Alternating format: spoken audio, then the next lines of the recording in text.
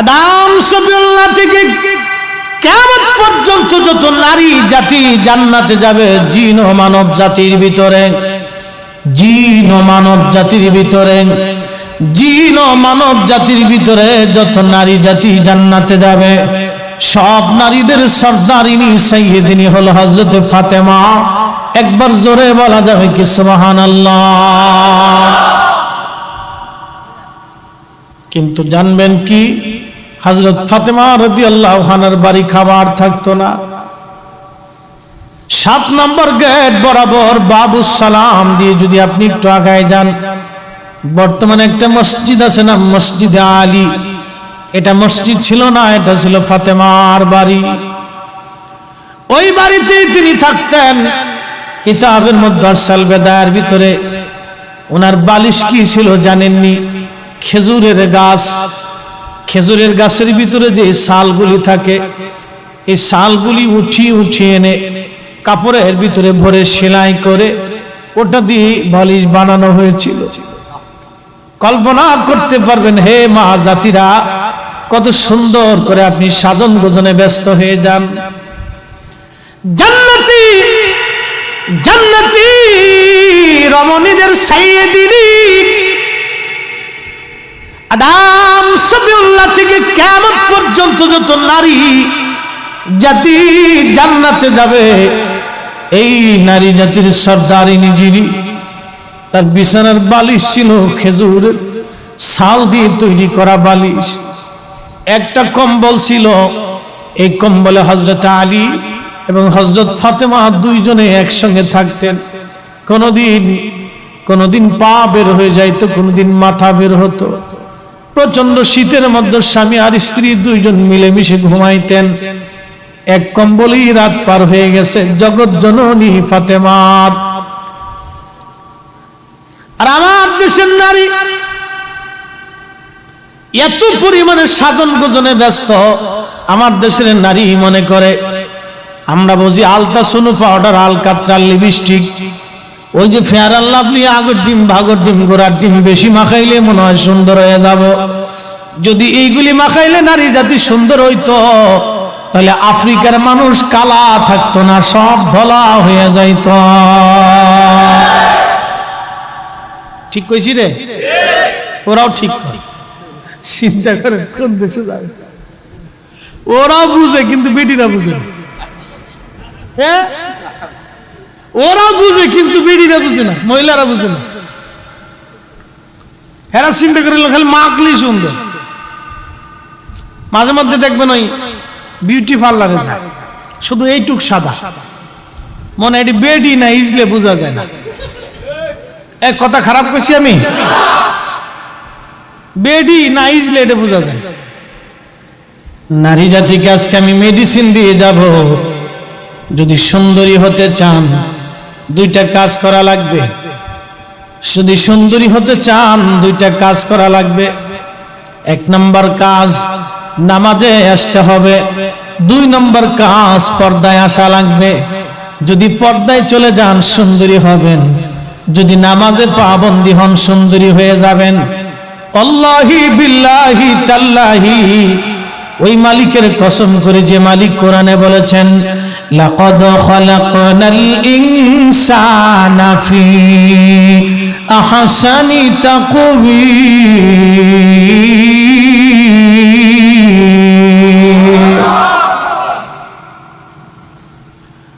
ওই মালিক আল্লাহ বলেছে, আমি মানুষকে সুন্দর অবয়ব দিয়ে সৃষ্টি করেছি। মানুষকে সুন্দর অবয়ব দিয়ে আমি বানিয়েছি। মানুষ গোলাপ ফুলের কথা বলে নাই, গাঁদা ফুলের কথা বলে নাই, রজনী গন্ধার কথা বলে নাই, পৃথিবীর সুন্দর ফুলের কথা আল্লাহ বলে নাই। আল্লাহ বলেছে মানুষের কথা, ফি আহসানি তাকওয়িম, সুন্দর করে বানাইছি। এই সৌন্দর্যের নূরানিও তারও বাড়বে যদি বান্দা সিজদার মধ্যে পড়ে যায়। এই সৌন্দর্যের নূরানিও তারও বাড়বে যদি বান্দা পর্দার ভিতরে চলে যায়।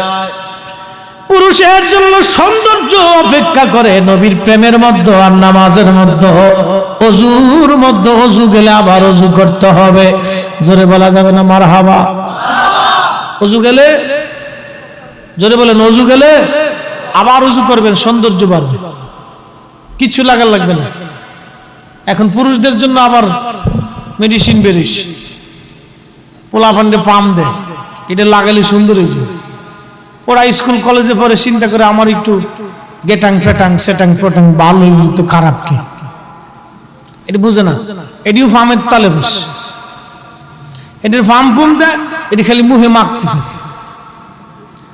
এই যুবক বন্ধু, কিচ্ছু মাখান লাগবে না, ওযু গেলে আবার ওযু, ওযু গেলে আবার ওযু, সেজদার মধ্যে পড়ে যাও বন্ধু, আল্লাহ সৌন্দর্য বাড়াবে।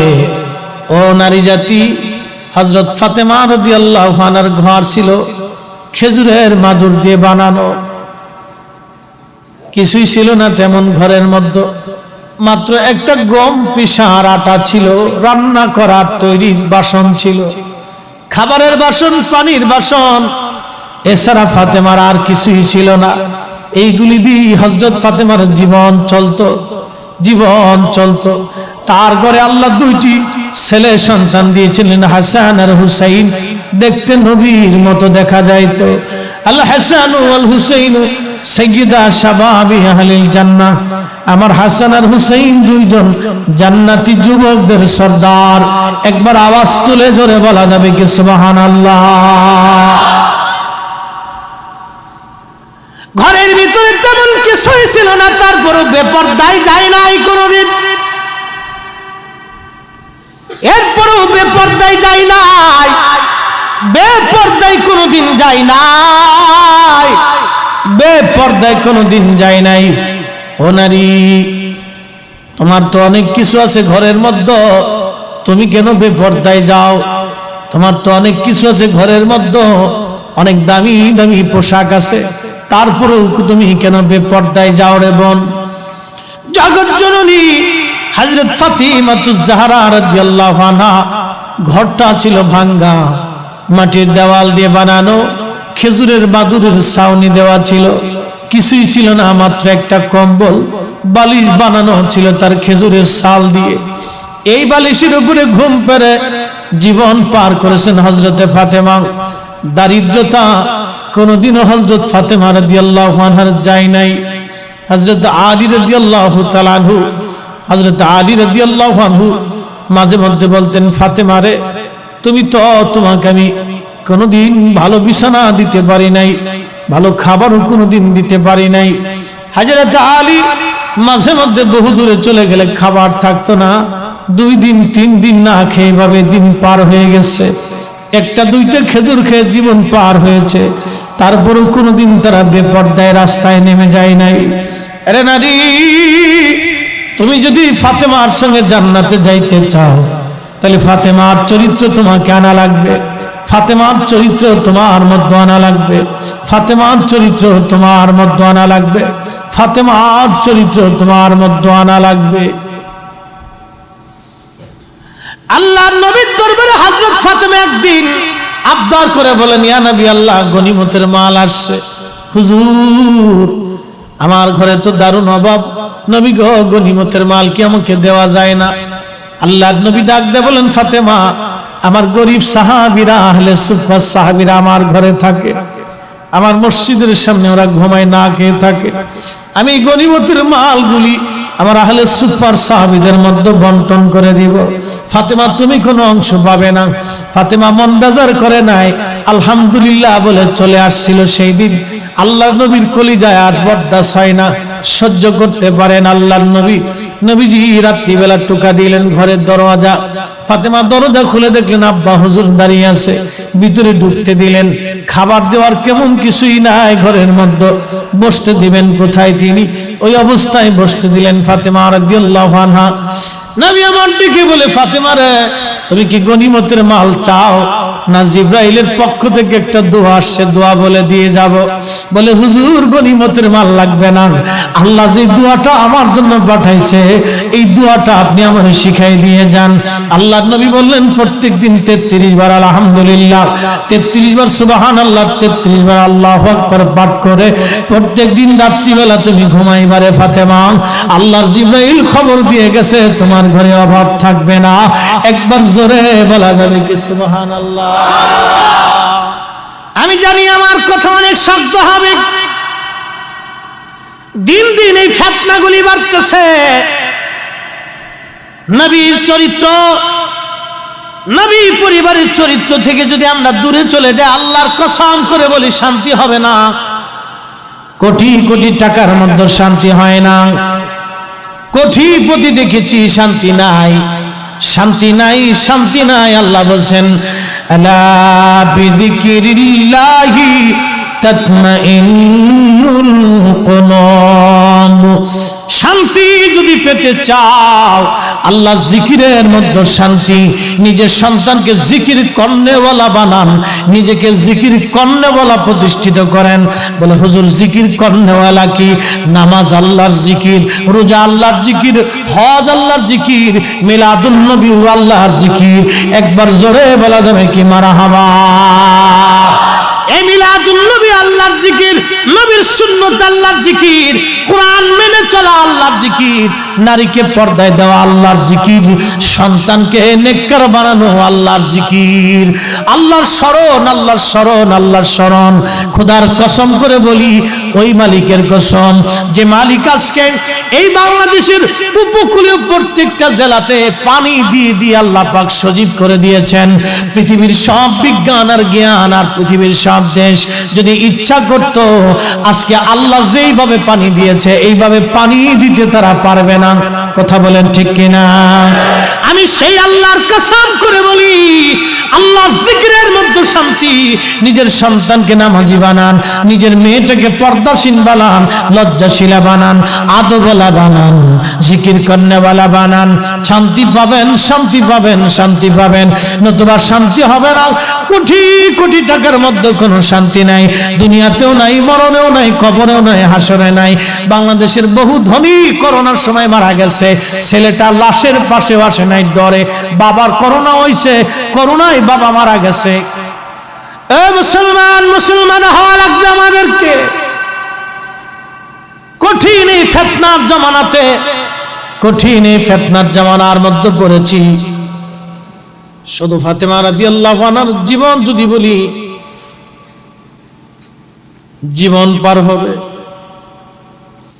আল্লাহকে এতটাই খুশি করেছিলেন ফাতেমা, যেমন পর্দা তেমন ইবাদত তেমন আমল। এমন কোন রজনী নাই যে রজনীতে তাহাজ্জুদ নামাজ ফাতেমা না পড়তেন। আহা, হযরত ফাতিমা তুজারা নবীজি থেকে খুব আদর করতেন। আল্লাহর নবীকে না দেখলে তার ভালো লাগতো না। কোনো খাবার যদি ঘরে রান্না হতো, ফাতেমা বাবার জন্য খাবার দিয়ে আসতেন।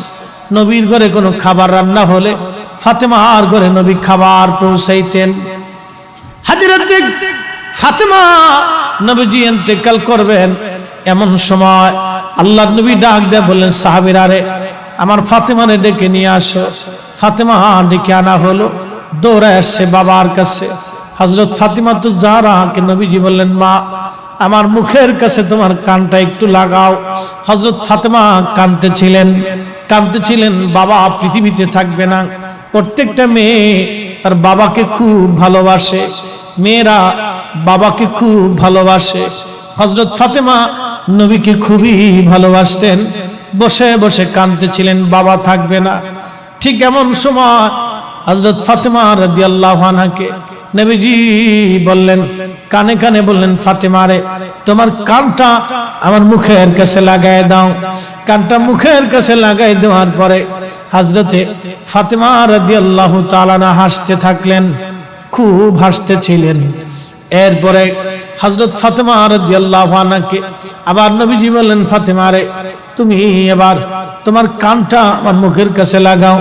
নবীজি কানটা মুখের কাছে লাগানোর পরে হুজুর বললেন, ফাতেমা আবার কাঁদতেছিলেন, আম্মা জান আয়েশা সিদ্দিকা ডাক দিয়ে বলেন, ফাতেমা বিষয়টা বুঝলাম না, আপনি একবার কাঁদেন এবার হাসেন, বিষয়টা কি বলবেন নি?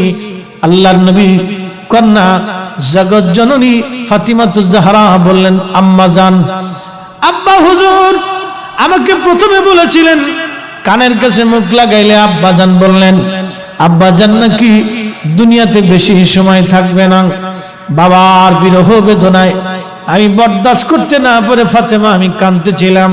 দ্বিতীয়বার আব্বা জান আমার কানে কানে বললেন, ফাতেমা রে, আমার ইন্তেকালের পরে তুমি সর্বপ্রথম আমার ফ্যামিলির মধ্যে আমার সঙ্গে তোমার দিদার হবে, জান্নাতের মধ্যে একসঙ্গে তুমি আর আমি থাকবো।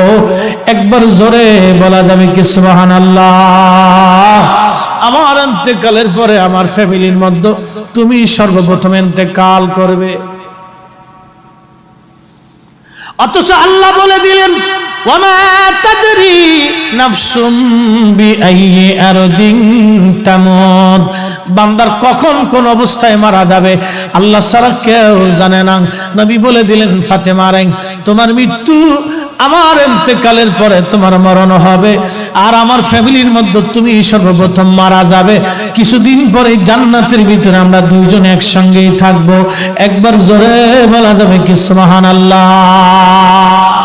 ফাতেমা বলে, মা জননী আমি খুশিতে এই জন্য হাসতেছি, আমার দুঃখগুলি দূর হয়ে গেছে, কারণ আমার ফ্যামিলির মধ্যে আমি প্রথম মারা যাব, আব্বাজানের সঙ্গে জান্নাতে একসঙ্গে থাকবো। এর চেয়ে খুশি আমার জীবনে আর কি হতে পারে? মুসলমান খুবই মনোযোগ দিয়ে শুনেন, এমন একটা জামানার মধ্যে পড়েছি, এটা ভয়াবহ ফিতনার জামানা, বড় মুসিবতের জামানার মধ্যে পড়েছি। ঈমান বাঁচানো বড় মুশকিল, ঈমান বাঁচানো মুশকিল, আমল বাঁচানো মুশকিল, ঈমান বাঁচানো মুশকিল, আমল বাঁচানো মুশকিল। আল্লাহর নবী বলতেন, আমার উম্মতের এমন একটা জামানা আসবে, আমার উম্মত কেউ সুদ থেকে মুক্ত হবে না, কেউ সুদের সঙ্গে সরাসরি জড়িত থাকবে, কেউ সুদের সঙ্গে প্রকাশ্য থাকবে, কেউ অপ্রকাশ্য থাকবে, কেউ সুদের সাক্ষী থাকবে, কেউ সুদ লেখবে। এই জমানা চলে আসছে বর্তমান। ব্যাংকিং পদ্ধতিতে এমন কেউ নাই রে সুদের সাথে যুক্ত না আছে, হয় কেউ সুদের সাক্ষী হয়, না কেউ সুদ লেখে, আর না হয় কেউ সুদ সরাসরি খায়, আর নাই কেউ সুদ দেয়। না দিলে কোনো সিস্টেম নাই বাজান। আপনি হজে গেল ব্যাংকের মাধ্যমে সুদ বুঝাই দিতে হয়। কথা কন্যা কেরে, নবীর কথা বাস্তবে রূপ নিয়েছে। এগুলি কিয়ামতের আলামত। বর্তমান সময়ে বেঁচে থাকা বড় মুশকিল, ঈমান বড় মুশকিলের জমানায় পড়ে গেছে, কঠিন জামানা পার করতেছে। এটা পৃথিবী বুড়া হয়ে গেছে, বৃদ্ধ হয়ে গেছে, চার পাশে জেনা। প্রধানমন্ত্রী বলতেছে বারবার 23 সালে দুর্ভিক্ষ পৃথিবীতে আসতে পারে, সারা পৃথিবীময় খাদ্য সংকটে দুর্ভিক্ষে বাংলাদেশের মতো একটা দেশে পড়ে যেতে পারে। কথা তো একেবারে ফেলে দেওয়ার মতো না, হতে পারে পৃথিবীময় একটা দুর্যোগ আসবে। কেন জানেন? সারা পৃথিবীতে এত পরিমাণে জেনা বাড়ছে, উন্নত বিশ্বগুলি জেনাটাকে তারা জেনা মনেই করে না। আল্লাহ রাসূল বলেন, ইন্নামাল কবরু রাউযাতুম মিন রিয়াজিল জান্নাহ। নবীর কারণে উম্মতের কবর রাউযাতুম মিন রিয়াজিল জান্নাহ হয়ে যায়। নবীর কারণে উম্মতের কবর আল্লাহ রওজা বানায় দেয়। একবার জোরে বলা যাবে কি সুবহানাল্লাহ? সুনান তিরমিজির হাদিস, নবী বলে, উম্মত ইন্নামাল কবরু রাউযাতুম মিন রিয়াজিল জান্নাহ। নবীর কারণে উম্মতের কবর আল্লাহ রওজা বানায়, রওজা বানায়। খুব মনোযোগ দিয়েন, উম্মতের কবর যদি রওজা হয় তাহলে আমার নবীর কবর কি হতে পারে একটু চিন্তা করেন। আমার নবীর কবরটা শুধু রওজা না, নবীর কবর হলো উম্মতের রওজা কবর, উম্মতের কবর রওজা বানানোর জায়গা। কথা বলেন ঠিক কি না? আল্লাহ বলেন, ওয়ালাউ আন্নাহুম ইয যালামু আনফুসাহুম জাউকা, ও আমার বান্দা তুমি যদি তোমার নফসের সাথে জুলুম করো, কবিরা গুনাহ করো, চিন্তা করিও না, জাউকা নবীর বারগাহে চলে যাও, ফাস্তাগফিরুল্লাহ, ইস্তিগফার করো আমি আল্লাহর দরবারে, ওয়াস্তাগফারা লাহুমুর রাসূল, আমার নবী যদি তোমার ব্যাপারে আমি আল্লাহর কাছে রেকমেন্ড করে, তোমার ব্যাপারে আমি আল্লাহর কাছে বলে দেয়, হ্যাঁ আমার এই উম্মতকে ক্ষমা করে দেন, লাওয়াজাদুল্লাহ তাওয়াবুর রহিমা, বান্দারে যা যা, আমি আল্লাহ তোর জীবনের গুনাহগুলি মাফ করে দিয়ে তোর কবরটাকে আমি আল্লাহ রওজা বানায় দেব। একবার আওয়াজ তুলে বলা যাবে কি মারহাবা?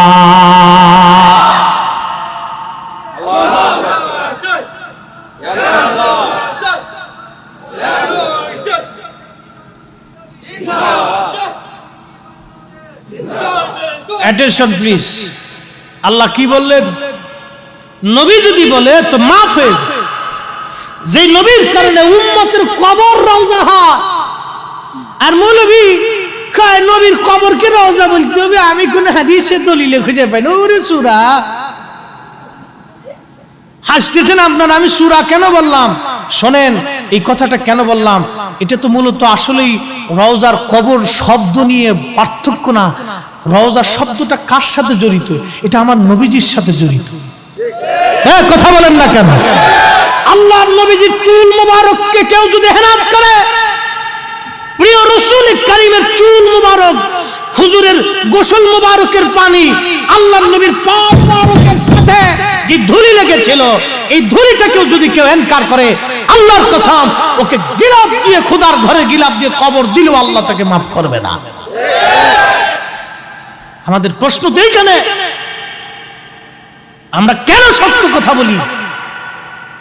রওজা শব্দটা তো আমার নবীজির সাথে সম্পৃক্ত।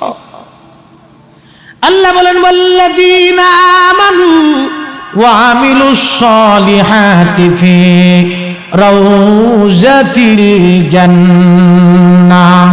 একবার জোরে বলা যাবে কি মারহাবা? আল্লাযীনা আমানু, যারা ঈমান আনছো, অ্যাটেনশন প্লিজ, ওয়াল্লাযীনা আমানু, যারা ঈমান আনছো, ওয়া আমিলুস সালিহাতি, যারা নেক আমল করেছো ঈমান অনুযায়ী, ফি রাউজাতিল জান্নাহ, আমি আল্লাহ তাদের কবরটাকে, তাদের আখিরাতটাকে জান্নাতি বাগানের মেহমান আমি আল্লাহ বানায় দেব। ওই কবরে যাওয়ার সঙ্গে সঙ্গে কবরটাকে আমি আল্লাহ রওজা বানায় দিব, তার কবরটাকে রওজা বানাবো, তার কবরটাকে আমি আল্লাহ রওজা বানাবো। আরে আমার নবীর উপর ঈমান না আনলে ঈমানদার হবে? আল্লাহ বলেন, ইয়া আইয়ুহাল্লাযীনা আমানু আমিনু বিল্লাহি ওয়া রাসূলিহি, আরে ঈমানদার ঈমান আনো, ঈমান আনো, ঈমান আনো, আমি আল্লাহর উপর ঈমান আনো, আমি আল্লাহর উপরে যেইভাবে ঈমান আনবা, আমার নবীর উপরে সেইভাবে ঈমান আনবা। আরে নবীর উপরে ঈমান আনার কারণে আমরা ঈমানদার হইলাম। সেই ঈমানদারকে আল্লাহ বললেন, যদি ঈমান আনো, ঈমান অনুযায়ী নামাজ সলিহাত করো, নেক আমল করো, তাহলে তোমার কবরটাকে আমি আল্লাহ রওজা বানায় দেব। আরে নবীর উপরে ঈমান আনার কারণে যদি উম্মতের কবর রওজা হয়, তাহলে আপনারা বলেন, আল্লাহ নবীর কবরটাকে রওজা বলার দলিল যারা খুঁজে পায় না, এরাই হলো উম্মতের নিকৃষ্ট, নিমক, হারাম, এরাই ওয়াহাবি নজদি। কথা বলেন ঠিক কিনা? আল্লাহর ওয়াজ করলেন, ইন্নাল্লাযীনা আমানু ওয়া আমিলুস সালিহাতি উলাইকা হুম খায়রুল বারিয়া। নিশ্চয় যারা ঈমান আনছে, ঈমান অনুযায়ী যারা আমল করছে, ঈমান আনছে, ঈমান অনুযায়ী যারা আমল করছে, আল্লাহ বলেন তারা সৃষ্টির মধ্যে তারা সেরা। এরপরে আল্লাহ বলেন, জাযাউহুম ইনদা রাব্বিহিম জান্নাতু আদনিন তাজরি মিন তাহতিহাল আনহারু খালিদিনা ফিহা আবাদা।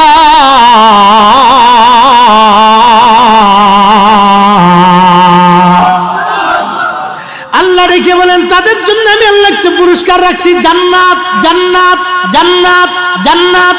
আচ্ছা আপনারা বলেন, মানুষ মরার পরে সর্বপ্রথম কোন জায়গা দেয়? কি কথা বুঝেন না এমন না আসমানে পাঠাই দেন? কোনটা, কোন জায়গা দেন? কোন জায়গা? তো কবর যদি সর্বপ্রথম দেন তো আল্লাহ বলতেছে জাযাউহুম ইনদা রাব্বিহিম জান্নাহ, আমি তাকে ওই কবরটাকে আমি তার জান্নাত বানাই দেব। কে আসতে বলেন কেন, জোরে বলেন। আরে নবীর কারণে উম্মতের কবর যদি রওজা হয়, জান্নাত হয়, তাহলে আমার নবীর কবর কি হতে পারে একটু বলেন তো। এই ছাগল আরে দুশমনের রাসূল বুঝাবেন কেমনে বলেন তো। কবর বললে সওয়াব হবে, রওজা বললে সওয়াব, ওরে সওয়াব ওয়ালা সূরা খালি সওয়াব তালাশ করে। ওই যে আগে দেখতাম সওয়াব গাট্টি বচ্চা নিয়ে মসজিদে ঢুকলে কিন্তু 55 কোটি রাকাতের সওয়াব, শেষ পর্যন্ত গুতে গুতি লাগাই দিছে। বুড়া জোয়ান রে ভিড়ে, জোয়ান বুড়া রে ভিড়ে লেন্ট করে ভিড়াইছে। 55 কোটি রাকাতের সওয়াব। আর আরেকটা আছে যে বুকে হাত বেঁধে নামাজ পড়ে, আসেন একটা এই সূরা, ওই উত্তরবঙ্গে বাড়ি, রাজশাহীর পরে সাপাই, এটা তো একবারে জন্মে ঠিক আছে কিনা আমি জানি না। এই সূরা ওয়াজ করতেছে নবীর কবরকে কবরই বলতে হবে, রওজা বলা হারাম। ওরে হারাম জাদা, জন্মে ভেজাল আছে, কথা বলেন না কেন? অবশ্যই জন্মে ভেজাল। নবীর কবরকে কবরই বলতে হবে, রওজা বলা হারাম। হায় আফসোস। আচ্ছা আপনারা কি কোরআন মানেন? হ্যাঁ, জোরে বলেন মানেন? কোরআনের একটা শব্দ যদি কেউ অস্বীকার করে সে মুসলমান থাকে? তো আল্লাহ বলেন আল্লাযীনা আমানু ওয়া আমিলুস সলিহাতি ফি রাউজাতিল জান্নাহ। একসাথে জোরে বলা যাবে না সুবহানাল্লাহ? আল্লাহ বলেন যারা ঈমান আনছে, ঈমান অনুযায়ী যারা আমল করছে, ফি রাউজাতিল জান্নাহ, আমি আল্লাহ তাদেরকে রাউজাতিল জান্নাহ, জান্নাতের বাগান আমি আল্লাহ দিয়ে দেব। কিসের বাগান? কিসের বাগান? তো তার প্রথম জীবনের ধাপ কি, কবর না আসমান? তাহলে কবরটা কি হবে? হ্যাঁ জোরে বলেন। কবরটা হবে জান্নাতের বাগান, রওজা হবে রওজা, রওজা বাগান হবে বাগান। আরে নবীর উম্মতের কবর যদি বাগান হয় তাহলে নবীর কবর কি হতে পারে? এই কোরআনের বিধানকে যারা অস্বীকার করে ও তো মুসলমানই নাই, কথা বলেন ঠিক কিনা? নতুন করে লুঙ্গি কাপড় উঠে করে টর্চ লাইট মেরে দেখার দরকার এটা মুসলমান দিচ্ছে কিনা।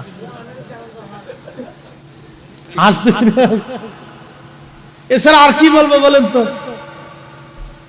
এরপরে আল্লাহ বললেন আমি তাদেরকে একটা জান্নাত দিব, এই জান্নাতের ভিতরে নদী প্রবাহিত হবে, খালিদিনা ফিহা আবাদা, চিরদিন এই জান্নাতে তারা থাকবে।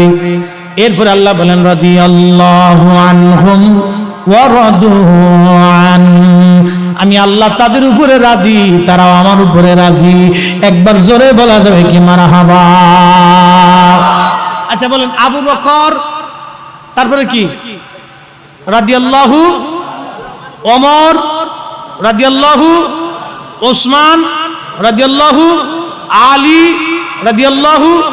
এই রাদিয়াল্লাহু আনহু কি আমরা লাগাইছি না আল্লাহ লাগাইছে? রাদিয়াল্লাহু মানে কি আল্লাহ তাদের উপর রাজি। যদি আল্লাহ তাদের উপর রাজি হয় তাহলে তাদের কবর কি হয়েছে? এই জোরে বলেন, আরো জোরে বলেন। তাদের কবর আল্লাহ রওজা বানাইছে, তাদের কবর রওজা। নবীর সোহবতে থাকার কারণে, নবীর মহব্বতে যদি সাহাবীর কবর রওজা হতে পারে, তো নবীর কবর রওজা হয় না, দলিল বলে খুঁজে পায় না। হায় আফসোস উম্মতের জন্য, দলিল খুঁজে পায় না। আসলে ঘটনা হলো কি জানেন? অন্তরে হলো নবী বিদ্বেষে সে গেছে। আমাদের দেশে একটা কথা বলে, জাতে টানে ভাতেরে, ফ্যানে টানে কুত্তারে। কথা বুঝেন নাই মনে হয়? জাতে টানে, আমার ফরিদপুরের কথা, জাতে টানে ভাতেরে, ফ্যানে টানে কুত্তারে। মানে যে যে চরিত্রে ছিল, রক্তের ভিতরে যা মিশছে ও খালি ওই দিকেই ঠেল পারে। কি কথা কর না কেন?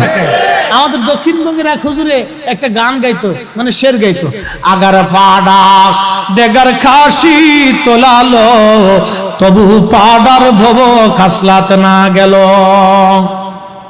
কথা বুঝেন নাই মনে হয়? আগার পাড়া, পাড়া চিনেন? আর খাসি যেটা তুলায় না, এটা আমরা এলাকায় পাড়া কয়, এদিকে কি কয়? হ্যাঁ, ওই হিন্দুরা পাড়া বলি দেয় না, এই তো পাড়া। আগার পাড়া ডেগার খাসি তোলালো, তোলালো বুঝো? এই যে পাড়ার যতই তুলান, বেশি যতই ফেলান, ও আগে যে খালি বোবো বোবো করে বেড়াইছে, ওর যে একটা বদ খাসলাত ছিল, এই খাসলাত ওর তুলানোর পরেও যায় না, ও খালি বোবো বোবো করে বেড়ায়। বুঝতে পারছেন? ও যার নজদি হাজার দলিল যদিও দেন, ও নবী বিদ্বেষ অন্তর থেকে যাবে না, ওই অন্তরে থাকবেই, কারণ ওদেরকে ওইভাবে শিক্ষা দেওয়া হয়। কথা বলেন ঠিক না বেঠে? আমরা সুন্নিদেরকে ওইভাবে শিক্ষা দেওয়া হয়। আমরা জীবনেও রাসূল কারীমের একটু চুল মুবারক নিয়েও বাজে মন্তব্য করি না। এই কথা কর না কেন? আর করলে আপনারা ওয়াজে রাখবেন মনে হয় নাকি? হ্যাঁ, ফরিদি সাহেব যদি আজকে ওয়াজ করে যে নবীর কবরকে রওজা বলা যাবে না, আপনারা খাবার টাবার দিবেন না? হ্যাঁ, এখান থেকে মনে হয় ফরিদপুর ফিরে যাইতে পারবো নাকি? কম মোটামুটি উত্তম মাধ্যম জুতা স্যান্ডেল যা কিছু আছে মোটামুটি, এতক্ষণ খুব ভালো ছিলাম, এখন পারলে আমার ল্যাংটা করে কাপড় চোপড় খুলে তার বাড়া। এটা হলো ইশকে রাসূলের পরিচয়। কথা বলেন ঠিক কিনা? এই মুহূর্তেই ভালোবাসবো, এই মুহূর্তেই একবারে দুশমন হয়ে যাব। নবীর জন্য বাঁচবো, নবীর জন্য দুশমন হব। কথা বলেন ঠিক না বেটে? আমরা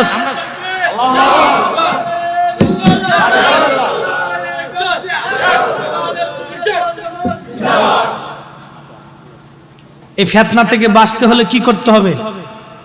আহলে সুন্নাত ওয়াল জামাতের দামন সারা যাবে। হ্যাঁ, বুঝে যেতে হবে। পৃথিবী থেকে একদিন আমরা সবাই কবরে চলে যাব বাপ, সবাইকে একদিন পৃথিবী থেকে চলে যাওয়া লাগবে। বাংলাদেশের বহু বক্তা আমার নবীর শানের খেলাফ বলে বলে কবরে চলে গেছে। বহু বক্তার জবান বন্ধ করে দিয়েছে, বাঁকা হয়ে গেছে, শরীর থেকে পচা দুর্গন্ধ বের হয়েছে। বাপ, কি কথা বলেন না কেন? হ্যাঁ, বহু বক্তার শরীর থেকে পচা দুর্গন্ধ বের হয়েছে। বহু বক্তার চেহারা ফেরাউনের মতো আল্লাহ করে দিয়েছে। বহু বক্তা কবরে চলে গেছে। আচ্ছা বলেন, আমার নবীর দুরুদ ও সালাম এখনো আছে না? না। বহু বক্তা এর বিরোধিতা করে করে কবরে মাটির সাথে মিশে গেছে। তাদের কবরের পাশে শিয়াল কুত্তাও এখনো যায় না। যাদের ওয়াজ শোনার জন্য হাজার হাজার মানুষ বসে থাকতো, বাজান রে, আজকে তারা মাটির সাথে মিশে গেছে, কেউ খোঁজ নেয় না। আমার নবীর শান আগেও ছিল, এখনো আছে, আগামীতেও থাকবে। দুরুদ সালাম চলবেই, নবীর গান চলবে, এটা বন্ধ হবে না। বক্তা আসবে, বক্তা চলে যাবে, হারিয়ে যাবে। আমার নবীর পক্ষে যারা কথা বলবে এরাই জান্নাতি ক্ষমা পেয়ে যাবে। আমার নবীর ইজ্জতের বিরোধিতা যারা করবে, আল্লাহি বিল্লাহি তাল্লাহি, এরাই মাহশরের মাঠে ধরা পড়ে যাবে। কথা বলেন ঠিক কিনা? একদিন মাটির ভিতরে হবে ঘর রে, মন আমার কেন বাঁধো দালান ঘর। একদিন মাটির ভিতরে হবে ঘর রে, মন আমার কেন বাঁধো দালান ঘর।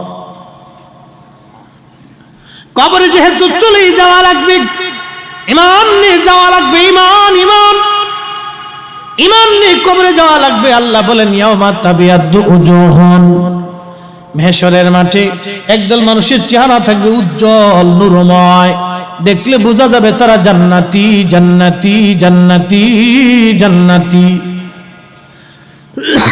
এই নূরময় চেহারার মানুষ কারা? 1450 বছর আগে এই কোরআনের আয়াতের তাফসীর করেছেন ইবনে আব্বাস রাদিয়াল্লাহু আনহুমা, যিনি পৃথিবীর শ্রেষ্ঠ মুফাসসির। ওনার পরে, ওনার আগে এত বড় মুফাসসির দুনিয়াতে জন্ম হবে না। তিনি বললেন, ওহুম আহলুস সুন্নাতি ওয়াল জামাত, মাহশরের মাঠে আল্লাহর সামনে নূরের চেহারা নিয়ে যারা বসে থাকবে তারা অন্য কোন দল না, তারা আহলে সুন্নাত ওয়াল জামাত, তারা সুন্নি মুসলমান। জোরে বলা যাবে না সুবহানাল্লাহ? আরো জোরে জোরে বলেন। এই কঠিন ফিতনার জমানা থেকে যদি বাঁচতে চান, আকাইদা আহলে সুন্নাত ওয়াল জামাতের দামনকে, পতাকাকে কামড় দিয়ে ধরে রাখতে হবে, ছেড়ে দেওয়া যাবে না। যদি ছেড়ে দেন আপনি পথভ্রষ্ট হয়ে যাবেন। কারণ এই পথে খাজা মঈনুদ্দিন চিশ ছিল, এ পথে বাহাউদ্দিন ছিল, এ পথে মুজাদ্দিদ আল হোসেনি ছিল, হুজুর গাউসে পাক ছিল। 360 হলে 12 হলো ইয়া ওনাদের সিলসিলাতে কোটি কোটি ওলি আল্লাহ উলামা ফুদালা নুজাবা নুকাবা মুতাখিরিন মুতাকাদ্দিমিন সালফে সালিহিন যত উলামা ফুদালার এই পথে ছিল। আকাইদা আহলে সুন্নাতুল জামাতের বাহিরে যদি যান সর্বনাশ আপনার হয়ে যাবে। আল্লাহ বলতেছেন এরপরে ওয়াতাসওয়াদু জুহুন, আরেক দল মানুষের চেহারা থাকবে মলিন, দেখলে বোঝা যাবে তারা জাহান্নামী জাহান্নামী জাহান্নামী। চেহারা মলিন হয়ে থাকবে, জাহান্নামী জাহান্নামী। ওরা কারা? ইবনে আব্বাস বলেন ওহু মাহলুল বেদা, ওরা বেদাতি দল, বেদাতি বেদাতি বেদাতি বেদাতি। ওরা আমাদেরকে বলে আমরা নাকি মিলাদুন নবী পালন করি, এই জন্য বেদাতি। ওরা বলে বেদাতিরা মিলাদুন নবী পালন করে। ওরা মিলাদুন নবীর উপরে সেতলো কে? ওরা কয় নবীর জমানায় মিলাদুন নবী ছিল না, আমরা করব কে? আমরা বলবো ভাই তাহলে বলে দিয়ে যা, নবীজির কোন সাহাবী 40 দিনের নিয়ত করিয়া গাট্টি বুকসা নিয়া মসজিদে আইগা মুইতা ভাই দেয়া এরপরে তাবলীগের দাওয়াত দিছে, যেই দিন দলিল দিতে পারবি ওই দিন আমরা মিলাদুন নবী ছেড়ে দিয়া গাট্টি বুকসা নিয়ে মসজিদে চলে যাব। কথা বলেন ঠিক কিনা? কিয়ামত পর্যন্ত টাইমে 1 বছর না, কিয়ামত পর্যন্ত দিছি আমি। আরে সাহাবীরা দিনের জন্য কলিজা কেটে দিল, ওই সাহাবীরা মসজিদে ঘুমিয়ে দাওয়াত দিল না। ওরা কয় নবীর সাহাবীরা করে নাই, আমরা করব কে? তাহলে তাবলীগের এই সিস্টেম তো সাহাবীরা করে নাই, আমরা করব কে? এবার আসেন বিশ্ব ইজতেমা তো কোনো সাহাবী করে নাই, আমরা করব কে? সাহাবীরা তো করে নাই, আমরা করব কে? দিনের মোহাব্বত সাহাবীদের ছিল বিদায় যুদ্ধ করে করে জীবন দিয়ে দিল সাহাবীরা। তাবলীগ জামাতের এত বড় ইজতেমা সাহাবীরা কইল না। তোমরা ইজতেমার নাম দিয়া ওইখানে যায় ঘুমাও। আর ওই যে একজনকে সেদিন কয়েক বছর আগে প্রশ্ন করছে সাংবাদিকরা, কি ব্যাপার বুড়া চাচা কি জন্য আসছেন? আমরা গরিব মানুষ, মক্কা মদিনা যাইতে পারি না, এখানে আইসি যদি হজের সওয়াব পাই। চাচি কান্দে কোন জায়গা? চাচার কবর কোন জায়গা? আর চাচি কান্দে কোন জায়গা? চাচির কবর এক জায়গা, চাচা কান্দে আর এক জায়গায়, সওয়াব হলো এক জায়গায়, চাচা কান্দে যায় মুতের গোডাউনের পাশে। কথা কোন ঠিক কিনা? উচিত কথা বললে মা এসব বেজার হয়ে যাবেন। ও দলের যারা আছে তারা কেমন যে এই যে হুজুরি ওয়াজ ভালোই ছিল, এই ফাঁকরি ফুকরি তো আমাকে দেখার মতোই দেখা যায়, হুজুর কি শুরু করলো কে? বেলা তোমার চুলকানি উঠে কে? কি কথা কন না কে? আমার নবীর মিলাদের সময় তোমার চুলকানি উঠলো কে? সারা বছর ধরে দেখি খালি গায়ে বাড়ি সে বেদাতিরা মিলাদুন নবী করে, বেদাতিরা মিলাদুন নবী করে, ওরা বেদাতি। আমার নবীর মিলাদের বেলায় তোমার চুলকানি লাগছে কে? আরে মিলাদুন নবীর উপরে ফতোয়া তো কিতাব লিখেছে ইমাম হযরত আসকালানি, যিনি 4 মুহাদ্দিসের 1 মুহাদ্দিস, 2 লক্ষ হাদিসের হাফিজ। মিলাদুন নবীর উপর কিতাব লিখছে ইমাম সুয়ুতি, যিনি ওই জমানার মুজাদ্দিদ, 2 লক্ষ হাদিসের হাফিজ। ইমাম সাকাবি 2 লক্ষ হাদিসের হাফিজ। হযরত ইমাম শামসুদ্দিন ইরাকি লক্ষ লক্ষ হাদিসের হাফিজ। ইমাম নাসিরউদ্দিন দামেশকি লক্ষ লক্ষ হাদিসের হাফিজ। ইমাম শামসুদ্দিন জাজরি লক্ষ লক্ষ হাদিসের হাফিজ। ইমাম হাজার হাইতিমি লক্ষ হাদিসের হাফিজ। ইমাম মুল্লা আলী কারি মাক্কি লক্ষ হাদিসের হাফিজ। যারা লক্ষ লক্ষ হাদিসের হাফিজ ছিল তারা তো মিলাদুন নবীর উপর কিতাব লিখে থুয়ে গেছে। তুমি ছাতা কি? তোমার বায়োডাটা দাও, তোমার বায়োডাটা দাও। তুমি কি ওনার জুতা টানার যোগ্যতা হইছ নি? যেই সমস্ত আলেমের নাম বললাম তাদের প্রস্রাবের লুডা টানার যোগ্যতা তোমার হইছে নি? যদি প্রস্রাবের লুডা টানার যোগ্যতাও হতো তাও তো বলতাম না তুমি লুডা টানার আলেম হইছ। হযরত ইমাম সুয়ুতির মুহাদ্দিস, এত বড় মুজাদ্দিদ, জমানার মুজাদ্দিদ, লক্ষ লক্ষ হাদিসের হাফিজ, নবীকে ভালোবেসে 75 বার আল্লাহর নবী তাকে স্বপ্ন দেখাইলেন। তিনি মিলাদুন নবীর উপরে দলিল দিয়ে কিতাব লিখে থয়ে গেছে। তোমার মতো সলিমুদ্দি কলিমুদ্দি এসে নতুন করে বেদাতের ফতোয়া দাও। তুমি সলিমুদ্দি বেদাত বললে কি ধর্ম বেদাত হবে নাকি? তোমার মতো 3 ব্যাটারি 1.5 বাতা মোল্লা বেদাত বললে কি ধর্ম বেদাত হবে নাকি? আইমাই মুস্তাহিদিন যেইভাবে ফতোয়া দিয়েছে আমরা এর বাহিরে যাব না। কথা বলেন ঠিক না বেটা? মৌলবী এসে ফতোয়া দিয়েছে বেদাত, আর আমি বিশ্বাস করে নিছি বেদাত। কোন মৌলবী ফতোয়া দিলে কি ধর্ম বেদাত হয় না? কে বলছে এগুলি শিক্ষা আপনাদেরকে দিয়েছে? এসে বলে দিল বেদাত আর আপনি বেদাত মেনে নিন। কোন মৌলবী বেদাত বললে কি ধর্ম বেদাত হয় না? আইমাই মুস্তাহিদিন যেইভাবে কিতাব লাগছে ওইভাবে মেনে নিতে হবে আমাদের। বড় ফিতনা, এইজন্য আল্লাহ কোরআনে বলছেন ইয়া ফাসালু আহলাজ যিকরি ইন কুনতুম লা তা'লামুন। তোমরা যেটা জানো না, বুঝো না, সেটা আহলে জিকিরদের কাছ থেকে জানো। আহলে জিকির কারা? আগের জমানার বড় বড় উলামা ফুদালা, লক্ষ লক্ষ হাদিসের হাফেজ যারা ছিলেন, যারা শুধু হাফিজুল হাদিসই ছিলেন না, সারা রাত তারা নামাজ পড়েছেন, ৭৫ বার আল্লাহর নবীকে স্বপ্ন দেখেছেন। যেই মৌলবী বলে মিলাদুন নবী বেদাত, ওকে কানে ধরায় বসায় বলবেন, এই মৌলবী বলে যা, তুই কয়বার নবীকে স্বপ্ন দেখেছিস বলে যাবি আজকে? কয়বার নবীকে স্বপ্ন দেখেছিস বলে যাবি? যিনি মিলাদুন নবীর উপর কিতাব লেখছে ইমাম সুয়ুতি, তিনি ৭৫ বার নবীকে স্বপ্ন দেখছে। একবার জোরে বলে যাবে নাকি সুবহানাল্লাহ? তাহলে এর বিরোধিতা যারা করবে তাদেরকে নবী দেখে বিরোধিতা করা লাগবে। এক কথা বলেন ঠিক কিনা? তুই একবার দেখ বেটা, মুইতে ঠিক মতো পানি নেও না, ওহন আর কি বলবো, উচিত কথা বলে মায় সব বেজার হয়ে যাবে। হ্যাঁ হুজুর, শাইখ সাহেব, বিরাট বড় শাইখ, পুরে শাইখ। কোন শাইখ কি করে আমরা জানি না। কয়দিন আগে এক শাইখ কি করছে আপনারা দেখেন নাই? সারা দেশে বহুত দেখছে। এগুলো শাইখদের চরিত্র বের করলে তো বোঝাই যাবে। ইমাম সুয়ুতি, হাই হা, লক্ষ শাইখ এক পাল্লায় দিবেন আর ইমাম সুয়ুতি জুতার এক পাল্লায় দিবেন, ইমাম সুয়ুতি রাহিমাহুল্লাহ জুতার ওজনের সমান হবে না। কথা বলেন ঠিক না বেঠে? উনি এত বড় আবিদ ও জাহিদ ছিলেন, শুধু আলেম ছিলেন না, আবিদ ও জাহিদ ছিলেন। সারা রাত সিজদার মধ্যে পড়ে থাকছে এরা দিন বুঝে নাই। 2 লক্ষ হাদিস সূরা ইখলাসের মতো মুখস্থ বলে দিতে পারতেন, দিন বুঝে নাই। তুমি 1.5 ভাটারি মৌলবী, দিন বুঝে বেদাতের ফতোয়া মেরে দিছে। উচিত কথা বললে মা সব বেজার হয়ে যায়। ভাই, আপনাদেরকে তুলনা বুঝাইলাম, তুলনা করে যাবেন। আরেকটু বুঝি, মনোযোগ দিয়ে। এই আপনার ওপেন হার্ট সার্জারি করা লাগবে, আর কোন ডাক্তারের কাছে যাবে? গ্রাম্য ডাক্তার না বড় ডাক্তার? তো চট্টগ্রামের যে সবচেয়ে বড় তার কাছেই তো যাবেন নাকি কন? তো চট্টগ্রাম মেডিকেল কলেজ হসপিটালের বড় ডাক্তার একটা প্রেসক্রিপশন করছে।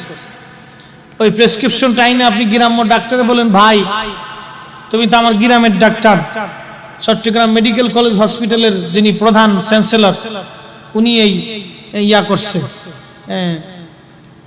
ডক্টর, প্রধান ডাক্তার যিনি, উনি আমার এই প্রেসক্রিপশন দিয়েছে, আমার ওপেন হার্ট সার্জারি করা লাগবে। ভাই তুমি একটু দেখো তো ওনার প্রেসক্রিপশন ঠিক হয়েছে নাকি। গ্রাম্য ডাক্তার প্রেসক্রিপশনটা দেখে গেল, ধুর, উনি কি বুঝে, কি বুঝলেন? ধুর, উনি কি বুঝে। তার মানে বোঝা গেল গ্রাম্য ডাক্তার পাগল হয়ে গেছে। এই কথা কন না কেন?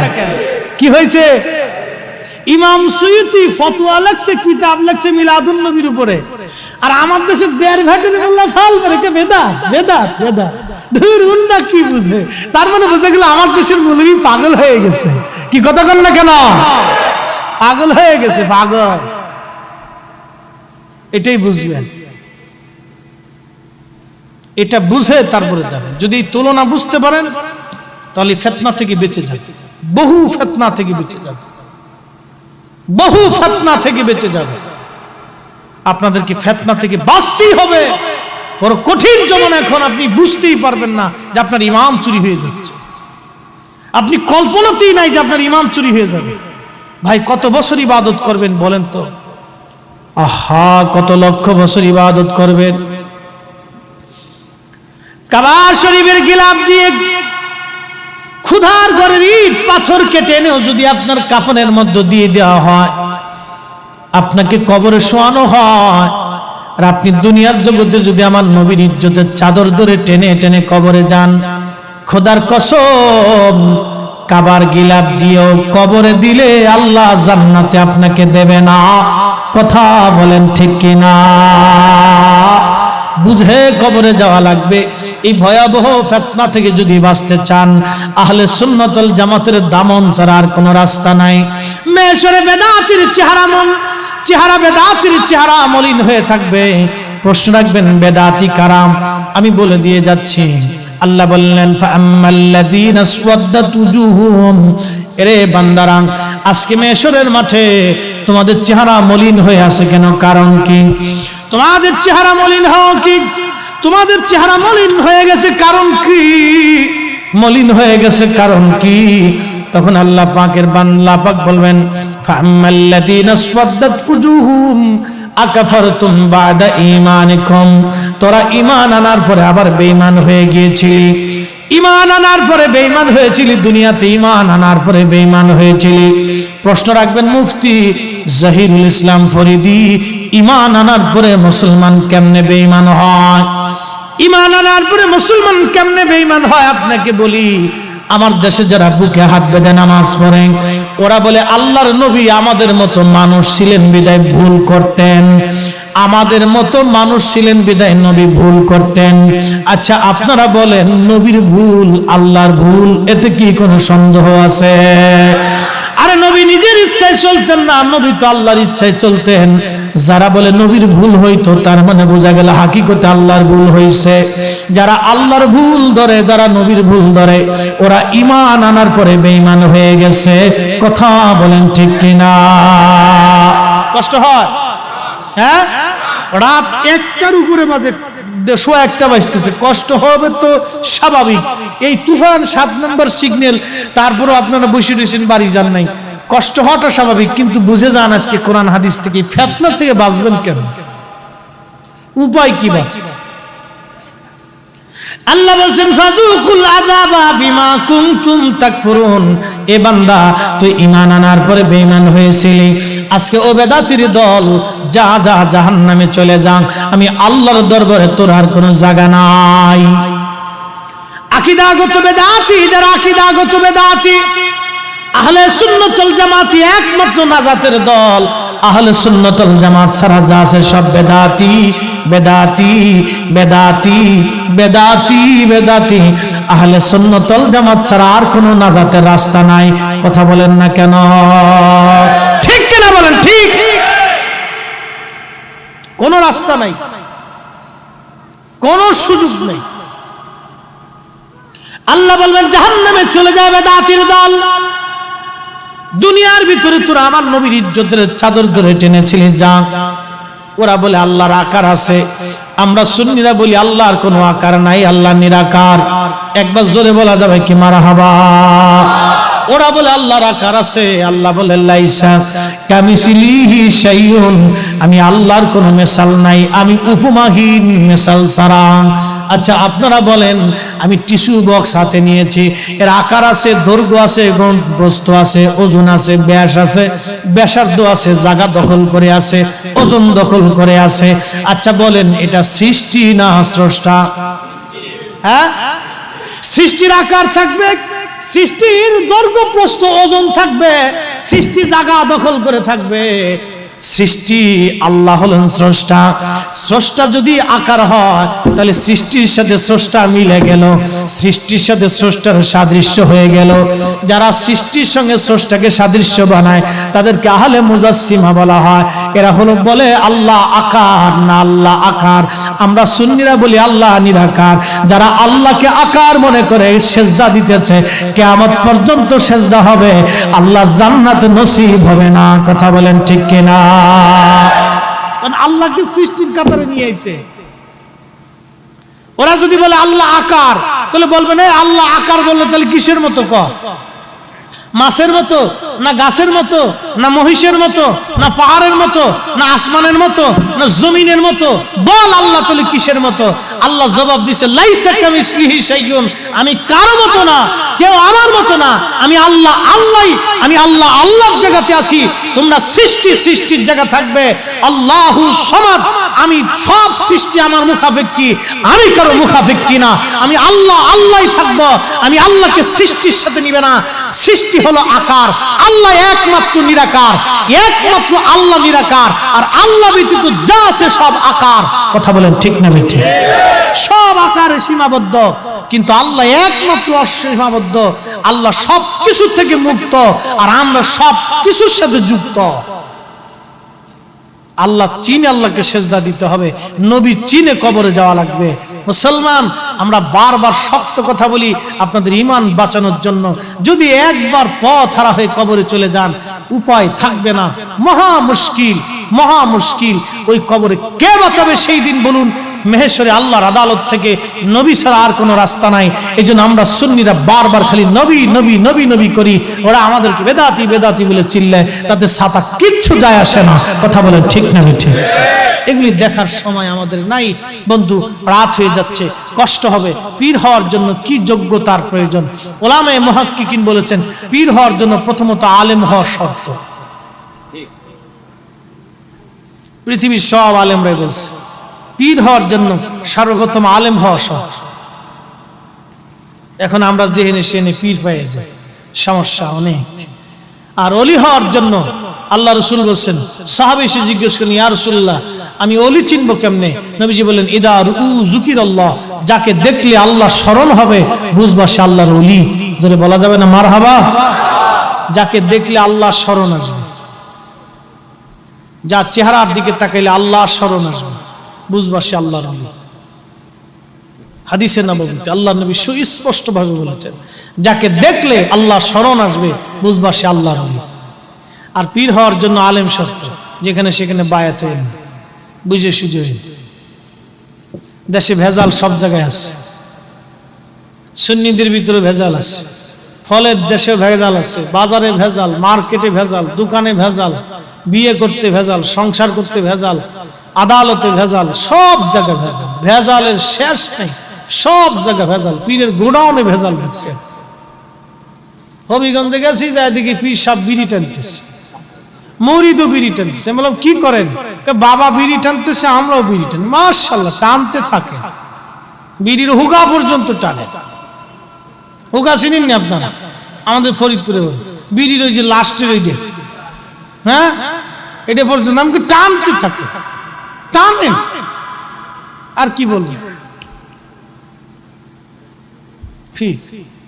এর কাছে মানুষ মুরিদ, বিড়ি টানা পীর, বিড়ির লেগে মুরিদ এসে। যদি হুজুরের কাছে গেলে দুই একটা বিড়ি ফ্রি পাওয়া যায়। আল্লামা তাহের শাহ হুজুর কেবলা চেহারার দিকে তাকাইলে আমি ফুয়ুজুদ পাই। ইজা রু যুকিরাল্লাহ, ইজা রু যুকিরাল্লাহ। আবেদের চেহারার দিকে তাকাইলে বোঝা যায় এটা আবেদ। এক পীর আমার কানে কানে এসে, বিশ্বাস করেন, উত্তরবঙ্গে গেছি, এক পীর হেতার মাহফিলে আমার দাওয়াত দিয়েছে, কারবালা মাহফিল। কানে কানে যখন এসে কি যেন বললো, সি এমন বিড়ির গন্ধ আসছে মুখ থেকে। আমি হারি সর্বনাশ, আমি এটু পীর, হে এটু পীর, সি সি। আমি কি বলবো, আপনার ভাষায় প্রকাশ করার। আমাদের উত্তর দক্ষিণে মাঝে মধ্যে দেখা যায় ল্যাংটা, কোনটা মোষ আর কোনটা দাড়ি কইতারে, গোসল করে না 1 বছর ধরে, শরীরে পাড়ার গন্ধ। মানসিক ভিতরে মাল আছে, কি আছে তো বুঝাই যায়। সাবধান, আপনাদেরকে অনুরোধ করি ভাই, বলেন তো কোরআন সত্য কিনা? জোরে বলেন, আরো জোরে বলেন। হাদিস সত্য কিনা? বা বেজার হয়ে না। হুজুর গাউসে পাকের চাইতে বড় অলি পৃথিবীতে আর আসবে? এই জোরে বলে, সাক্ষ্য দিতে হবে। সাক্ষী না দিলে জিব্বা কাটা যাবে কিয়ামতের মাঠে। হুজুর গাউসে পাকের চাইতে বড় অলি আর পৃথিবীতে আসবে? ইমাম মেহেদীর আগে আর আসবে নাকি? কেউ আসবে না। 40 বছর এশারও যদি ফজর পড়েছে। শেখ আব্দুল হক মুহাদ্দিস দেহলভী আখবারুল আখিরের মধ্যে লিখছে, হুজুর কেবলার জীবনী লিখতে যা লিখছে, 40 বছর এশারও যদি ফজরের নামাজ পড়ছে। এইসব নামাজ পড়ে না, তা ফির হইছে। 40 বছর এশারও যদি ফজর পড়ছে, ঘোড়ার ঘাস কাটার জন্য পড়ছে। কিয়ামত পর্যন্ত ওনার সিলসিলা জিন্দা থাকবে। কেউ যদি ওনার সিলসিলার দাবি করে, তাহলে তাকে নামাজে আসতে হবে। কথা বলেন ঠিক না বেঠে? নামাজে আসতে হবে। কোরআন সুন্নাহর বাহিরে কাউকে মানার কোনো সুযোগ নেই। আকাশ দিয়ে উড়ে গেলেও মানা যাবে না। আল্লাহর রাসূলের সুন্নাহের বাহিরে আকাশ দিয়ে উড়ে গেলেও মানা যাবে না। সে যে হোক, আমি হরিদ হতে পারি, সাবধান, কখনোই মেনে নেওয়া যাবে না। পৃথিবীতে কেউ যদি আল্লাহকে আল্লাহ বলে ডাক না দেয়, আল্লাহর কিচ্ছু যায় আসে না। কেউ যদি আল্লাহ রসুলকে রসুল বলে স্বীকার না করে, আমার নবীর কিচ্ছু যায় আসে না। মরে যেতেই হবে, কবরে যেতেই হবে, হক কথা বলে যেতে হবে। জবানের হিসাব হবে। খাবার দিয়েছেন, কিয়ামতে আল্লাহ জিজ্ঞেস করবে, এই ভালো খাবার দিয়েছিল, কি বলেছিলি? কত কোটি টাকা দিবেন আপনি আমাকে? আমাকে কি পৃথিবীর শ্রেষ্ঠ প্রাসাদ বানিয়ে দিতে পারবেন, না পৃথিবীর মালিক বানিয়ে দিতে পারবেন? কিয়ামতের ময়দানে রসুলের সামনে দাঁড়িয়ে কি জবাব দেব সেই দিন, বলেন তো? আমাদেরকে দাঈল আল্লাহ হিসেবে পৃথিবীতে পাঠানো হয়েছে, মেহেশরের মাঠে কি জবাব দেব সেই দিন? আল্লাহর হাবিবের সামনে দাঁড়িয়ে কি জবাব হবে? হযরত সালমান ফারসি রাদিয়াল্লাহু আনহু ইন্তেকালের আগে হায় আফসোস, তিনি কাঁদতেছিলেন থরথর করে। বলে সাহাবে کرام বলেন, হুজুর আপনি রাসূল করিমের বয়োবৃদ্ধ সাহাবী, 250 বছর পৃথিবীতে বেঁচে রইলেন, আপনি কেন কাঁদতেছেন? বলে হ্যাঁ, আমি আমার মাশূকের সামনে কিয়ামতের ময়দানে কিভাবে দাঁড়াবো। বলে কেন? বলে আমার কত সম্পদ হয়েছে, আমার মাশূক আমার রাসূলের কাছ থেকে শুনেছি দুনিয়াতে যার অনেক সম্পদ হয়ে যাবে, সে কিয়ামতের ময়দানে সে আল্লাহর দরবারে হিসাব দিতে দিতে তার জান শেষ হয়ে যাবে। আমি কেমনে দাঁড়াবো আমার মাশূকের সামনে? বলে কি হয়েছে? বলে আমার পাগড়ি আছে, আমার জুব্বা আছে, আমার আবা আছে, আমার একটা লাঠি আছে, একটা কাঠের গিলাস আছে, একটা কাঠের বাসন আছে, কত সম্পদ আমার জমা হয়ে গেল। এইগুলি নিয়ে আমি কেমনে রেখে দুনিয়ার থেকে বিদায় হব? কেমনে আমি আল্লাহ রসুলের সামনে দাঁড়াবো? সাহাবে کرام ডুকরি ডুকরি কেঁদে ফেলে দিয়ে বললেন, আয় আফসোস, আপনার কিছুই তো নাই, তারপর আপনি কাঁদতেছেন। না, আমি আমার মাশূকের কাছে কি জবাব দেব? এ সাহাবীরা, তোমরা যদি পারো এই সম্পদগুলি আমার ইন্তেকালের পর আল্লাহর হস্তে দান করে দিবে। আমি মুক্ত হস্তে আল্লাহর নবীর কাছে যেতে চাই। এরাই ছিল আশিক রাসূল, এরা নবীকে ভালোবেসে গেছে। আহা, হায় আফসোস, সাহাবে کرام এইভাবে রাসূলকে ভয় করছে। আর বিড়ি টানতেছে, বীরের সামনে মুড়িদও টানে, বীরও টানতেছে, খুব টানতেছে,